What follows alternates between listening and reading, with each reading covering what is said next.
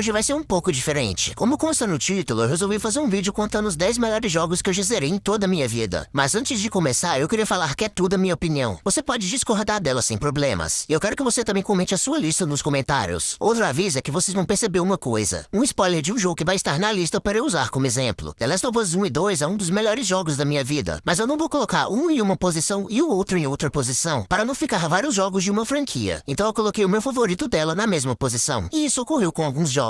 Dados os avisos, bora para o vídeo. Vou começar falando de um jogo que eu zerei não faz muito tempo. Na verdade, tem um ano, que é o Mario Odyssey. Esse jogo veio em um momento muito especial para mim, mais específico em janeiro de 2023. Nessa época, eu estava com aquela síndrome de PC Gamer, onde você tem um PC top, console com vários jogos, mas não sente vontade de jogar nenhum. E isso ficou assim por um bom tempo, comigo baixando vários jogos e os desinstalando minutos depois. Só que isso não ocorreu com o Mario Odyssey. Ele foi o primeiro game da franquia Mario que eu joguei e zerei, e ele é simplesmente incrível. Além de ser um jogo 3D do Mario, já que a maioria que conhecemos é em 2D, ele trouxe uma mecânica incrível, que sem ela o jogo não seria nada. E é a habilidade de se transformar em qualquer inimigo do jogo. Logo no início, nos é apresentado o Chapéu, um ser que se alia ao Mario. E toda vez que você encontra o inimigo, você usa o Chapéu para se transformar nele. Mas não para por aí, já que você ganha todas as habilidades do inimigo. Por exemplo, um sapo, que se você transforma nele, você ganha a habilidade de pular mais alto. Ou se transforma em um peixe para nadar embaixo da água. Fora isso, os mundos do jogo são surreais. Sério mesmo, cada um é único, com inimigos diferentes, cenários, bosses, roupas e tudo mais. As lutas de chefe também é outra coisa absurda, onde cada um você traça uma estratégia com o chapéu para derrotar o boss. E isso deixa o jogo perfeito. Se você nunca jogou esse jogo, ou algum jogo do Mario, eu recomendo muito o Mario Odyssey. Partindo agora para um jogo que eu acredito que esteja na lista de várias pessoas, não tem como deixar ele de fora. GTA V, um dos jogos mais vendidos de todos os tempos. Um jogo que revolucionou a indústria e que até hoje está no top 3 jogos mais vendidos no ano. Não tem mais o que falar. GTA V marcou muito não só por conta da campanha e seu mundo aberto, mas sim um online. Eu adorava assistir vídeos de corridas com all-ride, loops e sempre quis fazer. E quando eu adquiri o game pela primeira vez no 360, a primeira coisa que eu fiz foi jogar um online e fazer as corridas. Logo após eu zerei a campanha. E apesar de não ser a melhor campanha do mundo, não deixe de ser uma ótima história com 3 protagonistas incríveis. Muitos anos depois, eu descobri que o online era muito mais do que fazer corrida. Que foi quando eu parti para os golpes, ter esquemas para gerenciar e fazer mais dinheiro. Só aí já foram mais centenas de horas jogando e nunca enjoo. Hoje em dia eu confesso que não jogo mais, mas eu não posso apagar tudo que eu vivi com esse jogo. E não posso esperar o GTA 6 para viver isso tudo novamente. E com experiências ainda melhores com a criação de conteúdo. Em oitavo lugar fica o jogo que eu mais joguei na minha vida, Minecraft. O segundo game mais vendido de todos os tempos não tem essa classificação à toa. Minecraft é único. Um dos jogos mais simples que existem, mas também um dos mais complexos. Isso faz dele um jogo incrível. Aposto que assim como eu, várias pessoas todo ano têm aquela jogatina anual com os amigos para zerar de novo. E apenas Minecraft faz isso. E olha que até agora eu só falei de coisas do single player ou multiplayer no mesmo mundo com os amigos. Porque o Mine tem literalmente outro jogo dentro do multiplayer. Acredito que o Minecraft revolucionou como se joga multiplayer, com vários servidores que até hoje são lotados com vários minigames diferentes e que todo mundo gosta. Se eu não me engano, Minecraft foi o jogo que começou com as gameplays no YouTube. Sim, antigamente não podia fazer gameplay de jogos, mas Minecraft mudou isso. E quando as empresas viram o sucesso que fazia, elas também começaram a permitir a criação de conteúdo. Você pode até não gostar de Minecraft, mas é impossível negar o fato que esse é um dos maiores, se não o maior jogo de toda a história. Acreditem ou não, esse foi o último jogo que eu zerei até a data desse vídeo. E foi o ingresso que ele conseguiu para ter a vaga nesse vídeo. Uncharted é uma das maiores franquias da Sony, e isso é um fato. Só que o quarto jogo se superou em tudo, na minha opinião. Da trilogia clássica do PS3, o Uncharted 2 foi o meu favorito. Ele rompeu barreiras com a sua campanha incrível e cinematográfica. Tendo em vista que o primeiro jogo não é tão bom, Uncharted 2 foi a continuação perfeita que todo mundo achou que não seria superada, pois o 3 não chegou nem perto, na minha opinião. Aí veio o Uncharted 4, o fim dos ladrões. Todos os personagens construídos ao decorrer dos 3 jogos vão ter o seu desfecho nesse último game. Quero começar falando que esse jogo de 2016 tem um dos gráficos mais bonitos até hoje. Se você não acredita, é só pegar ele no PS5 ou no PC e jogar a 4K, que você vai perceber que eu não estou falando besteira. A história do jogo é perfeita, não fica chata em momento algum. Muito pelo contrário, a cada momento novo ela só melhora. Eles abraçaram de vez a exploração, tendo vários semi-mundo abertos para você explorar em alguns momentos. Os cenários desse jogo são os mais bonitos e detalhados de toda a franquia, tendo a maior variedade também, como florestas,